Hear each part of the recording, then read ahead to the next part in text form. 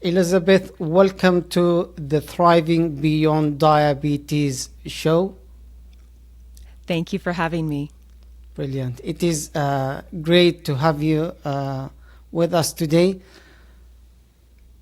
Elizabeth, let's start this episode with your story and mission. Also, you can share something about what you do and who you help. Wonderful. Well, welcome listeners. I'm really glad you're here, hearing my story and hearing some of the solutions that I've come up with. My name is Elizabeth Bruckner. I'm an author, acupuncturist, and a fermentation maven. Some of my background, my book, The Homesteader Mindset, helps busy people tackle the overwhelm of living a healthier, more sustainable lifestyle through the implementation of small steps. And I contacted our lovely host because this goes hand in hand with chronic illness and healing from it. So my background is, as an acupuncturist, I got really sick with very difficult to diagnose chronic illness, which left me bedbound for weeks, bedbound for days, homebound for weeks, and unable to work for years. And the way that I healed this chronic illness was through detoxification and, most importantly, nutrient-dense foods. And so that's why I've come here, because I have some habits that are easy to implement. And I think that diabetes as an illness is so nebulous. It's in all parts of our body. Sometimes we don't even know the symptoms that it's doing. It's often called the silent killer. My father suffers from it, and I've seen him be over-medicated and given some medications and treatments that are just kind of protocol without really looking at the whole being. And I'm here to tell you that it is possible to help heal it with the help of a healthcare team, but also with nutrient-dense foods. Your body knows how to heal. We just have to reset it. We have to rebalance it. Brilliant. Very interesting information. Thank you for sharing your story and your mission. I found that you focus, or you have got a unique approach when you talk about health. And the first thing you start with talking or focusing on mental barriers. And you call them the 3 myths. So we will go one by one. We will start with the first myth, which is about I don't have time. You know, some people might feel like they are too busy to make changes. My question is, how do you address the excuse of not having enough time to start living sustainably or making small improvements to health and happiness?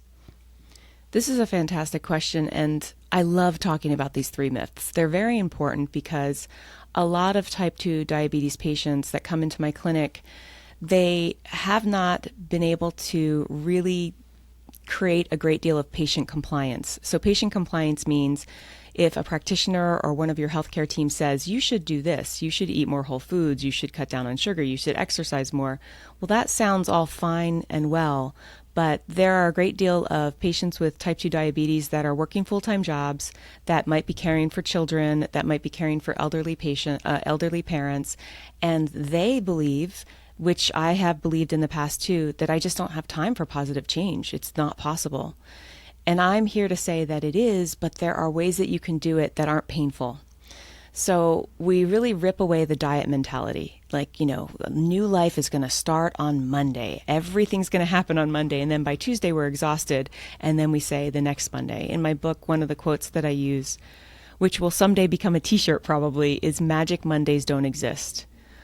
I say start right now and start with what we call found time. So when someone comes to me and says, I don't have time, I help them find time. Now, in the language learning world, they often called it dead time, but I don't really like that. I think that's like a negative connotation. I don't want to use dead time. I want to use found time. And what that means is we look for times when we are grabbing for distraction. So let's say we come home, we're exhausted, we put our feet up, we put on the TV, and the next thing you know, we've watched an entire series of Netflix in one evening, and we haven't been able to get good food. We just grab snacks. We're tired, we're exhausted, but we're grabbing for distraction. That time that we're sitting with our feet up could be time that could help us build good habits. And we'll talk more about that as we talk about habit stacking and habit chaining. So when we're finding this time, what we're looking for a lot of times is routines that already exist. So in that case, it's I come home, I'm very tired, I put my feet up, I grab a bag of chips, I'm eating chips while watching Netflix, and so I know it's harming my body. I know that my doctor said I need to eat better and move more, but I'm too tired. I just don't have the time from working all day to do this. I would say you would then do something called habit chaining.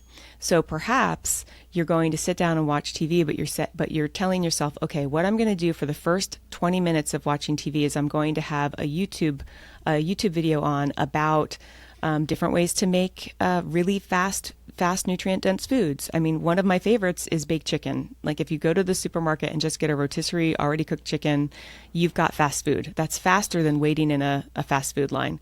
And so I would just say, okay, I might watch 4 hours of TV. I don't want to, but if I do, that first 20 minutes is going to be me learning how to make an easy recipe. So when I first started to cook whole foods myself, because sadly, it took me a long time to find how to cook foods. I didn't cook until my 40s. And when I got sick, I realized, oh my gosh, I've been telling patients to eat good food, but I've been eating healthy, organic, pretty looking processed foods. And that's not healthy foods. You need real food. And so I had to find a way to do that. And so what I would do is I would go on YouTube and I'd look for recipes where there were 3 steps. For instance, with chicken, you take the chicken, you clean it, you put some oil on it, you stick it in the oven. That is 3 steps. And I built most of my meals from 3-step recipes. And so that's finding found time. The other way to connect the found time is habit stacking and habit chaining. Now, this is really important. And I talk a great deal about it in my book, The Homesteader Mindset. I talk about how to create those habits and so that they're almost fun. Like learning how to take care of yourself becomes a form of self-care that's fun and kind of an adventure.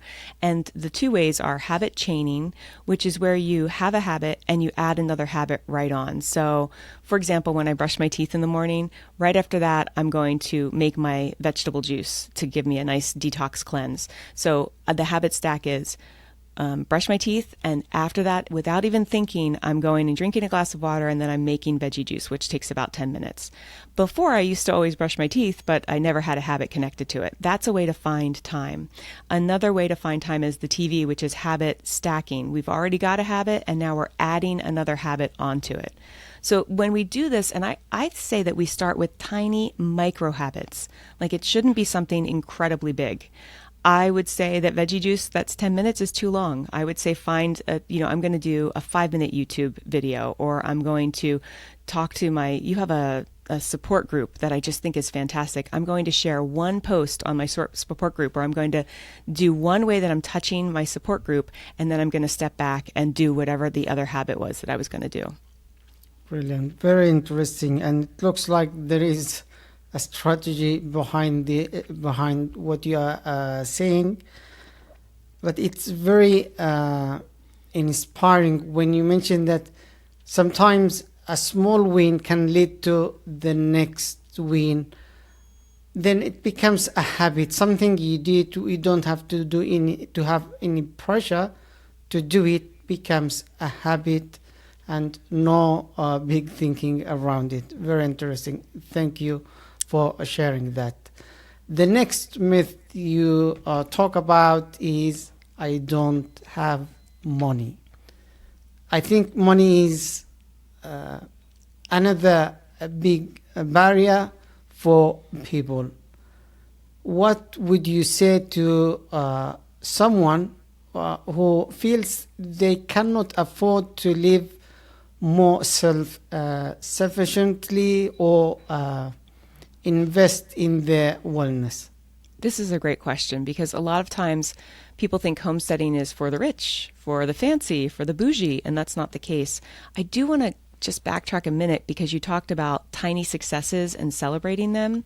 So when I started eating nutrient-dense food after menopause, which is when your metabolism slows way down, I just thought that I wouldn't lose any weight. But the more increased animal nutrient foods I had, the more I lost, and I lost 35 pounds fairly easily. I was never hungry. It was always delicious, like out of this world good food. And the way that I celebrated the successes was every 5 pounds, which is not a lot. I'm 5'8", so it doesn't look 5 pounds. You can't even tell if I've lost it or not. But the scale said it. Every 5 pounds, I gave myself some sort of reward. So for 5 pounds, I'd buy myself a T-shirt, or I'd get a hat, or I'd say I'm gonna sleep in today because that's my 5 pound reward. So it doesn't have to be monetary, but it's this way of celebrating those successes. So let's go back to I don't have enough money, because now I'm talking about buying a T-shirt, and maybe somebody is not able to buy a T-shirt right now. So we will find other ways to do rewards that feel good. In terms of homesteading on the cheap, it's fairly possible because that is the original movement. So the modern homesteading movement, homesteading itself started with back in around the 1800s. 1862, they started having some homesteading acts, and the federal government was giving federal land, about 270 acres of federal land, to private owners. So the first time when Americans think of homesteading, they think of like a pioneer woman or a pioneer man with a rifle and they're fighting off bears. And now modern homesteading is mostly people that just want a more intentional way of life. They want to live healthier. They want their kids to be allergy free. They don't want all these chronic illnesses that are occurring. And they also are learning to have a very rich life, in some cases, while making enough income for under the poverty level. So you might look at their paychecks and go, oh, I don't know how they're making it. And yet they're eating better food than the majority of Americans. They're living better than the top 1% because they're eating real food. So some of the ways that you can do this is growing your own food. And this, again, sounds like it's something incredible, but you can start really easily. In the book, we talk about doing it in an urban setting, in a suburban setting, and in a rural setting, because I have a lot of readers that are in an apartment and they don't quite know how they're going to grow food. One way is to just get an herb, just, basil, put it in your windowsill and clip the basil off. And now you've created a way. Basil is very expensive. It's like $5 a packet where I live. But if you have a little pot of it and it's continuing to grow and you're clipping, you're saving $15, easily a week. And you can do that with a number of things. Now, let's say you want to go even farther. You have the time, you're well enough to garden, you want to get your hands in the soil, but you live in an apartment or you live in the suburbs and you don't have a yard. What I recommend is yard sharing. So don't wait until a plot at the community, like in a lot of cities here, we have community gardens where you have to pay money to get into the plot. That's expensive, it's costly, it's timely, you have to wait for the application. I say reverse engineer it. Go find a house that has a little tiny yard and it looks terrible. It's just rocks or it's weeds. Go there and say, hi, I would love to grow some food and I don't have any land. If I grow food on your land and make it look really pretty, we could share it. I'll give you half of all the cucumbers that I make.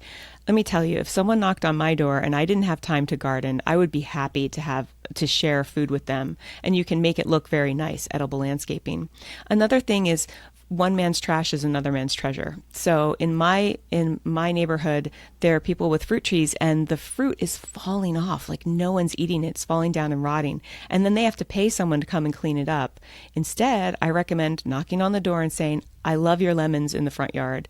Would you like me to harvest them? I'll share a third with you. I'll share a third with me, and then we'll give a third to charity. And in that way, we're helping. There might be someone there that's elderly or really busy that can't do that. So we're helping create abundance with free food. And then lastly, this one's really important because I didn't know about it before. There's something called propagation. So propagation is when you take certain plants and you cut the stem of one of them or a branch of one of those, put it in water, and roots grow. So I often am known for knocking on my neighbors' doors. I happen to know my neighbors, so it's not like I'm just randomly knocking. And I'll say, hi, do you have any plants that I could propagate? And I'll go and I'll clip off a little piece of their plant. I'll put it in water, and now I have a new plant. And then I'll do that for my plants, and I'll give them to friends to remind them the natural world is so abundant. We don't have to worry about sharing. There's so much here if we're able to harness it. Do you think that answers your question? Brilliant. Very interesting. That are some ways to overcome the cost of investing in health. So Yes. that is very interesting. So it doesn't have to go the expensive way, but you try to control what you can, then work on the other things. Yes. The next myth, which is very hard, I can lean a little bit towards that. It is too complicated. This is the next myth I wanted to ask you about. People who suffer from type 2 diabetes will resonate with this one as well. How do you break down this complexity and make it feel accessible for someone who might be intimidated by the thought? This is such an important topic because I think it stifles people from change, this mindset that it's just too complicated, so why bother? A lot of times people that have type 2 diabetes aren't doctors. They don't work in the medical field. They work hard jobs. They take good care of their family. They have a lifestyle and a nutrient, a diet that might be nutrient deficient because that's how they were raised. And I say this not with judgment. That is how I was raised. My father has diabetes, and we were a two-income family. No one was home. No one could have time to make food, and no one was teaching them how to do it. And so he got sick because of it. And so I have a lot of compassion for folks that do this, because in my 20s and in my teens, I was growing up, I didn't know how to cook. It seemed too complicated. It seemed like too big. So now you have, perhaps your doctor is saying, oh, well, you have to do these 10 things if you're going to want to get better. You can take a pill, and then you also have to do these 10 things. And if you don't do these 10 things, well, then, you have there's no hope for you. So let's take it with like one kind of example of how we could do that. First of all, I always say keep it really simple. So if there's 10 things, pick one of the 10 things and then break that into an even tinier habit. For example, we might talk about, I wouldn't even say reducing sugar intake. Of course, that's very important, and sugar's in everything. But I would say increasing protein and fat so that the sugar can be absorbed slower, right? That sounds really simple. How is that simple? Well, let's say you're addicted to ice cream. And let me tell you, I understand, because I love ice cream. I love good ice cream. If you get the fat-free ice cream, and you don't eat it with any protein, you're just eating straight sugar, it's going right into your blood system and it's wreaking havoc. But if you have fat-full ice cream, it's going to slow down the absorption of the sugar, and it's going to be less damage on your body. Now, if you're type 2 diabetes, is it a good idea to eat ice cream every week? No. But if you're already eating it and you feel overwhelmed, you can make one simple swap. Another idea is, again, we're going to keep it really simple by doing habit chains, right? So every time I'm going to go eat something that I know is not that good, I might, just before it, have a small glass of water to start hydrating my body, to get used to hydration, to get used to one small tip. So take those 10, 20 really scary things that your doctor has told you and break it down. Take one of them and break that down into a micro habit and make it really simple. I really like to use habit trackers. So what I do is, when I was first starting to learn how to move my body, which I was working 60 hours a week at the time. I was younger and not as smart. I was working way too much. Sometimes it was 70 hours a week, and I didn't have time to exercise. So what I did is I took I grabbed a bunch of stickers, and I took a calendar, and every day I exercised, I'd put a sticker on my calendar. And the first week I got one sticker, and I was like, oh, that's terrible. I want to do you're supposed to be walking 5 days a week. And the next week it was really, really busy, and I got 2 stickers, and I thought, this is terrible. But, I doubled my exercise. It was only 1, but now it's 2. And then there would be weeks where it was really busy. And then after about 5 to 6 weeks, I could look back, and if I had a bad week where I wasn't moving at all, I could look back and see, oh, I actually have made progress. This is a way of keeping it simple, of helping to change your mindset. Like, oh, change is possible. It's not that complicated. And you can do something that can record that so that you can get an idea of what your wins are. Now, I do have a gift for your listeners, and I'll give you the link at the end of the episode. But it's a habit tracker that they can just download, and it'll give them an idea of how to make these simple steps, and then how to get stickers, just like I did. Brilliant, very interesting. So the key point here is to break down tasks into small steps, then you build on that. For example, it's like if you cannot walk for 30 minutes, maybe you can walk 5 to 10 minutes, then you do something in the morning, and then noon time, then evening, then you will walk more than 30 minutes. So when you have it as small tasks, becomes more easier. And thank you for sharing as well the habit tracker. Yeah, it will, because sometimes you do many things, but when you don't count it, or you look what you achieved, you might say you did only a few things. But when you start counting and checking what you done, then you say, oh, you feel proud of yourself, and that could be a motivator for the next, or even for a big challenge. Now we covered the 3 myths. We want to move to the next point. Sometimes it is easy to focus on what is hard or what we don't have. But you talk about focusing on positives. The question here is, can you explain how shifting focus to the joys or delights can change our approach to building a sustainable lifestyle? Yes, this is so important, and it was a key revelation for me in my 40s. So in my 40s, I had always been very routine-based and very diligent, but a lot of times it was all work and no play. And my husband would often say, like, I'd be like, oh, I'm going to go out with, so-and-so, and we're going to do this particular event. I did a lot of volunteering, and my husband would say, are you doing it because you have to or because you want to?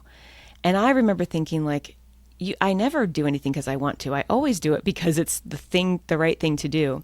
So in my 40s, just before I got sick, I decided to learn French. And I thought, this is going to be just for pleasure. There's no reason for me to learn French. There's not many people in my area in Southern California that speak French. We visit France from time to time, but not enough. There's no work. There's no to-do here. I just wanted to have fun and have pleasure. And so when I started learning French, I did it in a way that was only what I liked. So I didn't do boring classes. I would talk with a teacher. And then when I started learning homesteading, I realized that my success to learning languages so quickly and with so much enthusiasm was because I was focusing on play, play, just being joyful and having wonder and finding the fun in everything I do. And when I did that, I realized that I was actually more successful. I got more things done because I wasn't dragging my feet. It wasn't like, oh, I got to learn French. It's so awful. Instead, it was, this is wonderful. This is vibrant. I wake up and I'm doing something new. And I'd like your patients to, your clients and your listeners here to walk away hearing that. Like you can become healthy and you can help thrive beyond diabetes type 2. You can do it with joy. You can actually do it and love it. For example, my husband and I often take a walk together, and during our walk when I was chronically ill, I could not walk more than 5 minutes without getting nauseous. So it was a 5-minute walk, 2.5 minutes outside the house, 2.5 minutes back. And we built on that. Now, we'll take an hour walk and we'll talk about our day and we'll laugh and we'll just have a wonderful time. And even while I'm walking, I'm thinking about how lucky and charmed my life is that I can take a walk in the middle of the day or at the end of the day or for lunch. And so when we're talking about choosing delight, it makes for a more vibrant life. It makes for more aliveness in our life. And I think that when we're chronically ill, when we're dealing with something with type 2 diabetes, life gets really dull and dark. We're scared about our health. We're scared about what the future holds. We're being told that we have to do these 18 things that we've never done before that sound awful. And I say find ways to find pleasure. When we look for pleasure, we have improved mental health. So when I got chronically ill, I was still learning French, and that was my safeguard. Many people asked me, did you get really depressed when you were sick? I mean, that's terrible. It was a good 7 years of your life. And it was like, well, actually, I found joy in the little things that I could do, and that made it amazing. So when we find joy and make it and fun, the way that we do that is look for things that pique your curiosity. I was not a foodie. Like, my husband loves good food, but I was like, I'll just, whatever fills my belly will be fine. But if you have a listener here that, for instance, is a foodie that loves really good food, then that's something that might pique their curiosity. Like, I love garlic, so I will put a ton of garlic in all my food. It's really good for you. But so I want to know about the health benefits of garlic because my nerdy brain wants to know about the biology of what's happening and what's going on in the metabolism of garlic. But someone else might just love the taste of garlic, and they remember that one of their favorite meals was when their grandma made this particular pasta sauce with garlic in it, and you could still do something, you can do the sauce and have it on veggies, and it could still be quite delicious, but piquing your curiosity. Does food wake you up? Does it make you feel joy? Do you like sitting down with a family after you've made a meal? I surprisingly do now. I didn't before, but now I'm curious about that. I'm curious how to make better food. And then something that you touched on earlier was small successes build desire for more successes. So every time, like, let's say you do 5 days where you walked for 5 minutes, that's a huge success, and you've got it on your habit tracker. That success will build. You'll start going, if I can do 5 minutes a day, maybe I can do 10 minutes a day, or if I can buy a rotisserie chicken at the supermarket and get 4 meals out of it, maybe I could make my own. That lady on the podcast said that it wasn't that hard. Maybe I could try it. Let's see. And then lastly, when you're looking to find the joy, one of the secret ways to do it, or at least one of my secret ways, is to daydream, is to allow yourself to go, what would it feel like to be healthy and well? What would I do with my grandkids if I didn't have type 2 diabetes, if I had everything under control? What would I do with my spouse? What kind of hobbies would I do? Would I start gardening again if I didn't have chronic pain? And then when you start daydreaming, you find the things that, oh my gosh, I would love to start gardening again. And then that's the little tiny change that you're going to start focusing on. You're going to use play around that. How can I get my hands in the soil for 5 minutes? How can I find a way to garden even with chronic back pain? Are there videos on that? Are there books on that? And and if you love to read, like me, that's another hobby. You can fill your brain with incredible books and incredible podcasts like this that give you those ideas. And if we're talking and when you and I say something and the listener goes, that sounds really interesting. That, my dear listener, is one of the things that are piquing your curiosity. That's one of the beginning building blocks that you can use to bring fun and creativity and delight into your life. Brilliant. Very interesting. Thank you for sharing your thoughts on working on something that can bring joy and happiness. Thank you for sharing that. Before asking you about your final message, let's talk about building new habits, which is key to lasting change. The question is, how do you recommend someone start creating small happy habits that will improve their mental health and overall quality of life, specifically if they feel stuck or overwhelmed? Yes, I've been there before. I know what that's like to want to create life change and not know where to start and feel like it's too overwhelming, it's too much. And I would say that one of my favorite quotes from my book, it's going to be another t-shirt, just be on the lookout one of these days. And the quote is, badly done is better than well said. So Ben Franklin has a quote that I used in the book, which is, well done is better than well said. However, a lot of times we're stuck in the perfectionist mind. Like, if we can't do it well, why do it at all? And I say, do it badly, because it's better than saying you're going to do it. It's better than thinking you should do it. Be okay with being a beginner. Be okay with burning the chicken. Be okay with gardening and nothing grows the first week. Be okay with doing it badly. Make it fun. And for me, for example, when I speak French, and I'm always so excited when I speak to someone that's speaking English with an accent, because I know that they have a good command of English and they probably have a better command of some other language that I don't know. So when I speak French, I know that, especially in the beginning, I spoke very badly. Like, my grammar was terrible. My accent was super American. However, I changed it. I changed the mindset and said, you know what? My grandfather had a really strong Russian accent. He was from Belarus, and it was so thick, and it forever. He never got a better accent. But I loved him so deeply, and he got everything that he needed with his strong accent. And so it taught me that, and I loved him more because of his accent. That was part of who my grandpa was. And so when I speak French and I sound like a foreign chick, I'm like, yes, I sound like the cool foreign chick. Why not? That's all a part of badly done is better than well said. You can mess up and start again, but you're trying. And that is the beauty of, like, you're alive if you're growing. You're alive if you're doing things badly, and then eventually you will be doing them well. Brilliant. Very interesting. So the pro tip here is try, even if you fail many times. So the only failure can be is when you give up. Is that correct? That's correct. That's absolutely correct.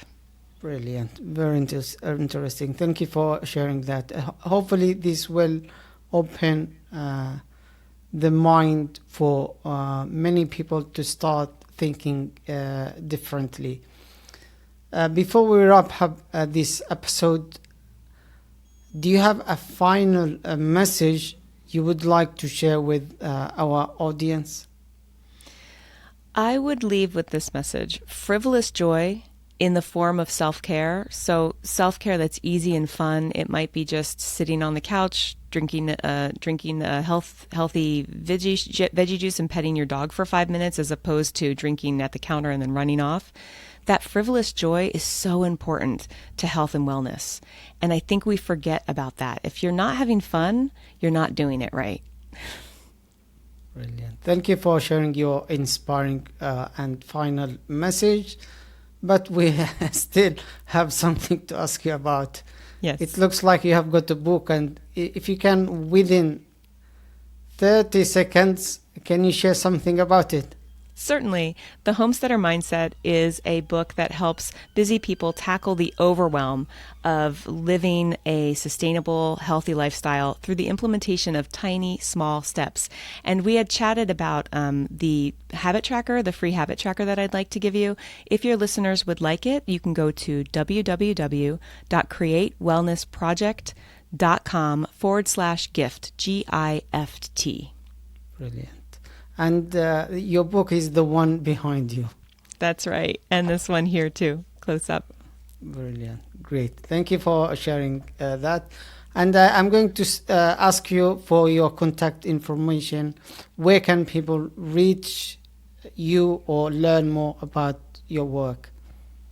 Wonderful. Well, you can buy my book on Amazon or anywhere you'd like to buy books.